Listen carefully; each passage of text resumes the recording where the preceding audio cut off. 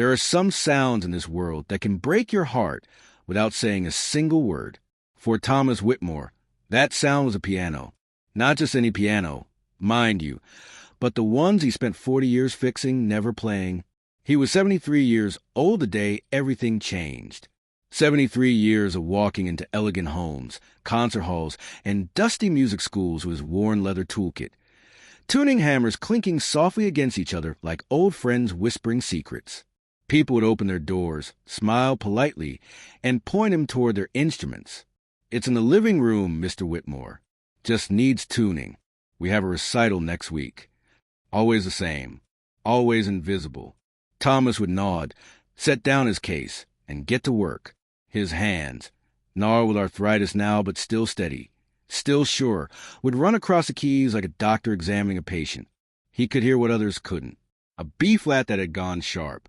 An A minor that had lost its voice.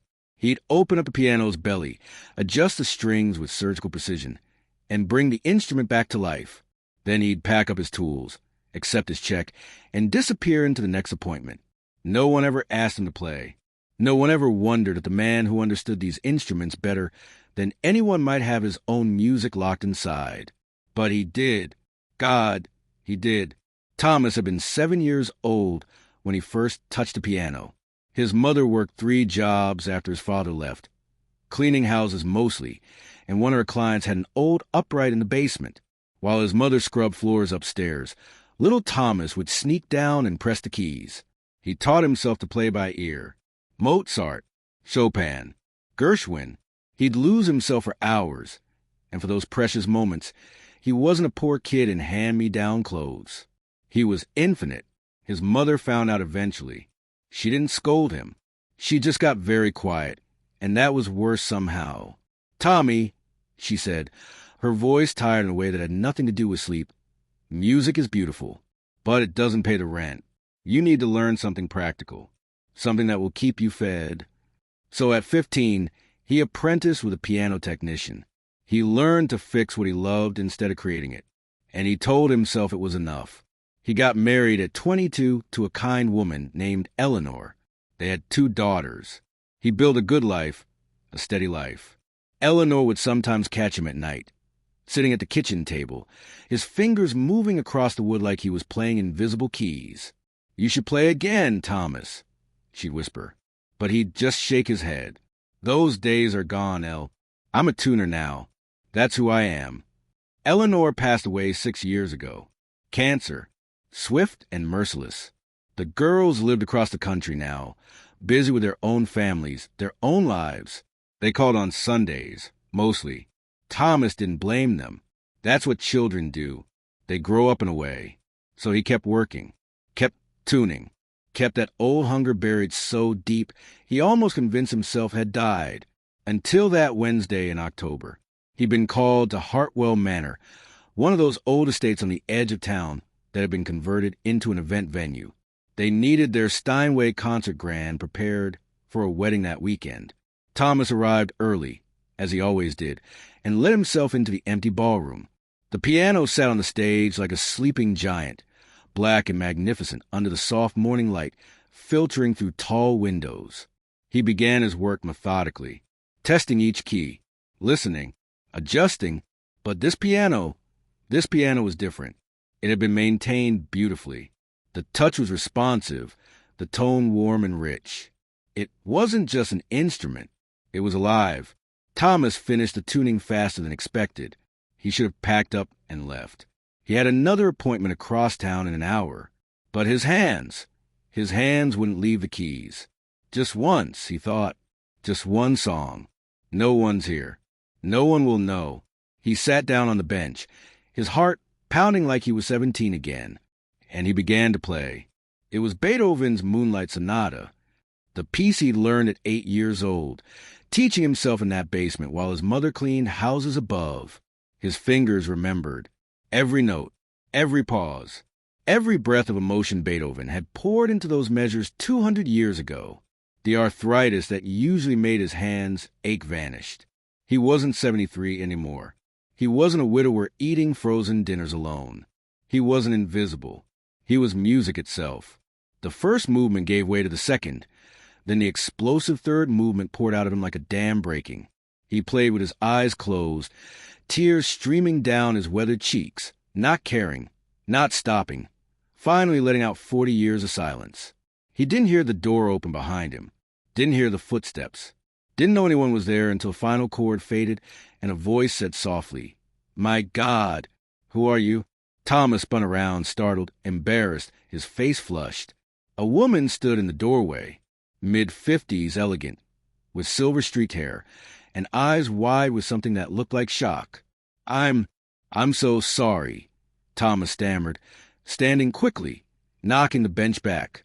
I finished the tuning, and I shouldn't have. I'll go." "No," the woman said firmly, walking toward him. "No, please, don't apologize. I'm Margaret Chun. I run this venue." She stopped a few feet from the piano, studying him with an intensity that made him uncomfortable. "I've been in the music business for 30 years. I've heard professionals, virtuosos, prodigies, what you just played." She paused, choosing her words carefully. "That wasn't just technical skill. That was a man playing like his life depended on it." "Who taught you?" "I taught myself," Thomas said quietly. "A long time ago. I'm just a piano tuner, ma'am. I shouldn't have touched your instrument like that. It was unprofessional." Margaret shook her head slowly. "A piano tuner. Of course you are." She laughed, but it wasn't cruel. It was sad. The man who understands pianos better than anyone doesn't play them professionally. That's the kind of backwards world we live in, isn't it?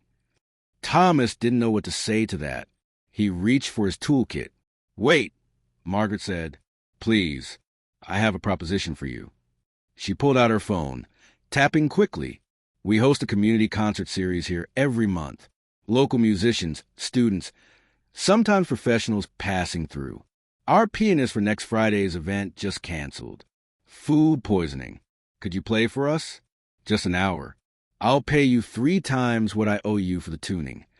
The words hit Thomas like cold water. "I can't," he said automatically. "I'm not a performer. I haven't played for anyone in decades." "That's not true," Margaret said gently. "You just played for me, and it was the most beautiful thing I've heard in this hall." She stepped closer. "Look, I don't know your story, Mr. Whitmore. I don't know why someone with your gift spends his life fixing pianos instead of playing them.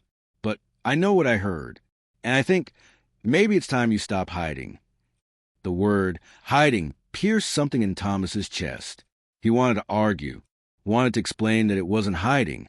It was just life, just responsibility, just how things worked out.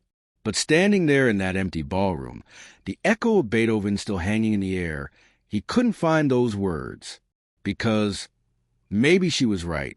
Maybe he had been hiding from fear, from grief, from the dream he'd buried so young it had become part of his bones. "I need to think about it," he finally said. Margaret handed him a business card. "Friday night, 7 o'clock. If you decide to stop thinking and start living, we'll be here." Thomas didn't sleep that night, or the next.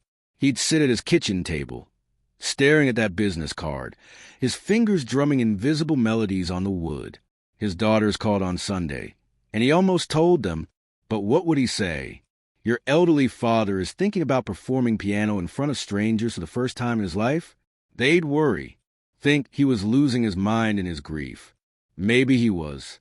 By Thursday, he convinced himself it was insane. He was an old man with arthritic hands and a toolkit, not a concert pianist. He'd embarrass himself. Forget the music halfway through. Freeze on stage. He called Margaret to decline. But when she answered, he heard music in the background. A young violinist, maybe 13, rehearsing nervously, missing notes, starting over, laughing when she messed up and trying again. And Thomas thought about that 7-year-old boy in the basement, teaching himself to play on stolen time. That boy hadn't been afraid. That boy had been free. "I'll do it," Thomas said before he could stop himself. Friday evening arrived too fast and too slow. Thomas put on the one good suit he owned, the one he'd worn at Eleanor's funeral. His hands shook as he knotted his tie. He drove to Hartwell Manor with the radio off. his heart hammering against his ribs. The parking lot was full. Through the windows, he could see people gathering, filling the seats. At least 60 people. Maybe more. He sat in his car, gripping the steering wheel, telling himself he could still leave. No one would blame him. He was just a piano tuner. But then he thought about Eleanor, how she used to rest her head on his shoulder and hum while he played invisible keys at the kitchen table. How she'd whisper, "You should play again, Thomas." How she believed in the music. He kept locked away. He got out of the car. Margaret met him at the door, relief flooding her face. "I wasn't sure you'd come," she admitted. "Neither was I," Thomas said honestly. She led him backstage, gave him a program. He'd play after the intermission, for pieces. He'd chosen them carefully. Beethoven's Moonlight Sonata to start, because it was where everything had begun again. Then Chopin's Nocturne in E-flat major. Debussy's Clair de Lune. And finally, Gershwin's Rhapsody in Blue, because it was Eleanor's favorite, and if he was going to do this, she should be part of it. He waited in the wings while a teenage cellist performed. A local soprano sang Puccini. The audience applauded warmly. They were generous. He realized, kind. This wasn't Carnegie Hall. These were just people who loved music, who came out on a Friday night to support their community. Then Margaret was introducing him. Our next performer came to us in the most unexpected way. He spent 4 decades as one of the finest piano technicians in the region. Many of your instruments at home bear his careful touch. But tonight, Thomas Whitmore isn't here to fix a piano. He's here to play one, for what I believe is his first public performance ever. Please make him welcome. The applause washed over him as he walked onto that stage. The lights were brighter than he'd expected. The Steinway waited for him, patient and perfect. He sat down, adjusted the bench, and looked out at the sea of faces. Somewhere in that audience, he imagined Eleanor sitting in the back, smiling that gentle smile of hers. His hands found the keys, and he played. The first notes of the Moonlight Sonata fell into the silence like drops of water in a still pond, rippling outward, filling the space. He forgot about the audience, forgot about his age, his arthritis, the decades he'd lost.